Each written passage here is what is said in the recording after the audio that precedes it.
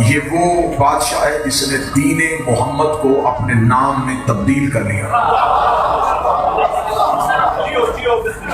ہم مولا علی کے ماننے والے ہیں لیکن ہم علویہ نہیں کہلاتے، فقہ حسنیہ نہیں، فقہ حسینیہ نہیں، فقہ سجادیہ نہیں، فقہ کون سی؟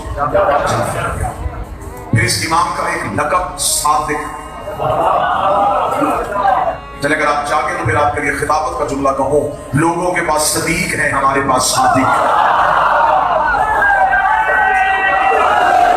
جو حقائق کے لیے نہیں اٹھا اسے فرق سمجھا دیتا ہوں، صدیق اور ہوتا ہے، صادق اور ہوتا ہے۔ جو سچ بولے اسے صدیق کہتے ہیں، جو بولے وہ سچ ہو جائے اسے صادق کہتے ہیں۔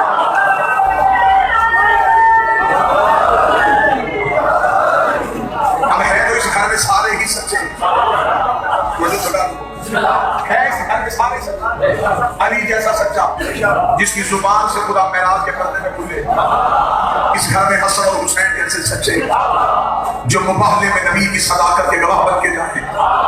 تو پھر جب علی بھی سچے ہیں، حسن بھی سچے، حسین بھی سچے، سجاد بھی سچے، تو جب بھی کوئی ممبر پہ کتاب میں، تحریر میں، تقریر میں یہ جملہ لکھے، پڑھے یا کہے کہ میرے صادق امام نے فرمایا، تو کسی کے ذہن میں علی نہیں آتے، کسی کے ذہن میں حسن نہیں آتے، کسی کے ذہن میں حسین نہیں آتے، ہر کسی کے ذہن میں آ جاتا ہے۔ اگر نام نہیں لیا گیا تو یہ لقب امام جعفر کا ہے۔ تو اس لیے میں جملہ کہنا چاہوں گا کہ جب علی بھی سچا ہے تو اس صادق کہنے سے علی ذہن میں کیوں نہ آیا، حسن ذہن میں کیوں نہ آیا؟ کیونکہ علی کے دور میں دوسرا جھوٹا امام کوئی نہیں تھا، حسن کے دور میں کوئی جھوٹا امام نہیں تھا، حسین کے دور میں کسی نے امامت کا دعویٰ نہیں کیا، لیکن جب اس امام کا دور آیا کوئی گوشت کے پھٹے سے امام بن کے اٹھ کے کھڑا ہو گیا، کوئی کپڑا بنتا ہوا امام بن کے اٹھ کے کھڑا ہو گیا، تو خدا نے دنیا کو بتا دیا باقی سارے جھوٹے ہیں، اکیلا بدور کا بیٹا سچا۔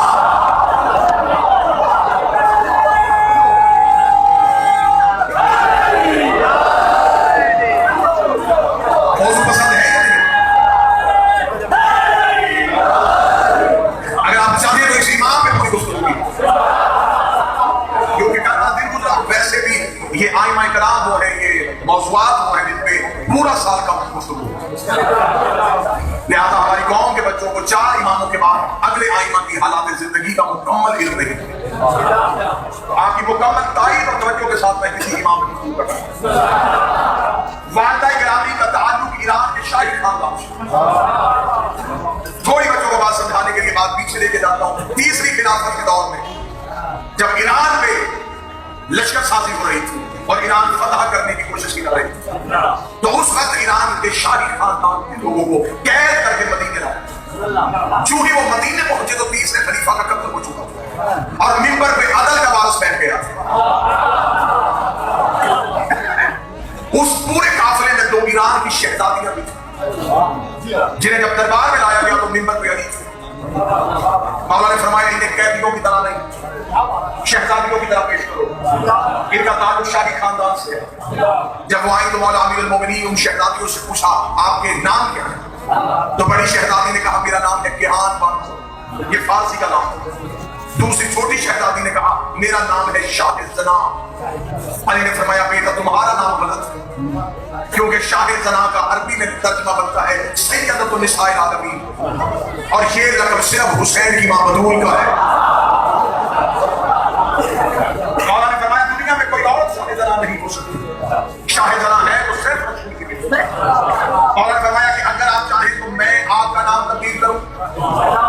اس نے کہا اس سے بڑی سعادت کیا ہوگی، علی جیسا شہنشاہ میرا نام تبدیل کرے۔ اب جملہ جگانے کے لیے کہنے لگا صرف علی نام ہی نہیں بدلنے لگے تھے، علی مقدر بھی بدلنے لگے، صرف نام تبدیل نہیں ہونے لگا، مقدر۔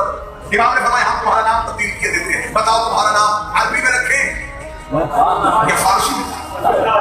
اس نے مولا کیونکہ میرا تعلق فارسی سے ہے تو بہتر ہوگا کہ نام فارسی میں رکھیں۔ امام نے فرمایا تمہارا نام شاہ زنا سے تبدیل کر کے ہم رکھتے ہیں شہر بانو۔ بانو کہتے ہیں ملکہ کو، شہر بانو شہر کی ملکہ، رہنے والے شہر کی نہیں، اس شہر کی ملکہ جس کے دروازے کا نام علی۔ انا مدینۃ العلم علی۔ مولا نے فرمایا تمہارا نام شہر بانو اور ہم تم دونوں شہزادیوں کا نکاح تمہاری اجازت کے ساتھ اپنے دونوں بیٹوں سے کرتے ہیں۔ شہزادی علی کی کریمی پہ حیران ہو گئی، اتنا قریب. مولا نے فرمایا کہ ہم شہربانوں کا عقد حسین سے کرتے ہیں. اب میں جب اگلا جملہ کہوں گا تو آپ کی حیرانگی میں ضرور ہوگا. جملہ آپ کے ذہن میں ہونا چاہیے. مولا نے فرمایا ہم دونوں کا نکاح اپنے دو بیٹوں سے کرتے ہیں. امام نے فرمایا شہربانوں کا نکاح حسین سے ہوگا. گیہان بانوں کا نکاح محمد بن ابی بکر سے ہوگا. اب جو حیرانی چہرے پہ آئی وہ سوال کر رہی ہے کہ آپ نے تو کہا تھا, علی نے کہا میرے دونوں بیٹے. ایک کلیہ ہمیشہ ذہن میں رکھیے, حجت کی اطاعت شجرے میں ڈال بھی دیتی ہے اور حجت کی اطاعت شجرے سے نکال بھی دیتی ہے. چلے میں جملہ تبدیل کر دیتا ہوں, اگر کسی کو یقین ہے میں نے کہا حجت کی اطاعت شجروں میں شامل کر دیتی ہے, حجت کا انکار شجروں سے نکال دیتا ہے. جو جس کو مانتا ہے اسے اس کی قسم, اگر اسے بات سمجھ میں نہ آئے اب بھی قرآن منبر پہ لے کے آئے, قرآن سے پوچھتے ہیں. خدا نے واضح طور پہ ارشاد فرمایا جب نوح کا بیٹا نوح کو چھوڑ کے پہاڑ پہ چڑھا تھا تو نوح نے جگر پہ ہاتھ رکھ کے کہا تھا میرا اللہ میرا بیٹا ہے بچا سکتا ہے. فرمایا کیوں بچانا چاہتا ہے؟ میرا اللہ میرا بیٹا ہے. فرمایا کشتی چلا تیرا ہے ہی نہیں, میں نے تیرے شجرے سے نکال دیا ہے, میں نے تیرے شجرے سے نکال دیا ہے. اگلا جملہ بھی پڑھوں گا اور میں چہرے بھی پڑھوں گا, کہاں کہاں شرابی آئے گی, کہاں کہاں مرتقی آئے گی. کیوں نکالا تھا نوح کے بیٹے کو شجرے سے؟ اس نے نوح کی فردیت کا انکار نہیں کیا تھا, اس نے نوح کی ولایت کا انکار کیا تھا. خدا نے شجرے سے نکال دیا.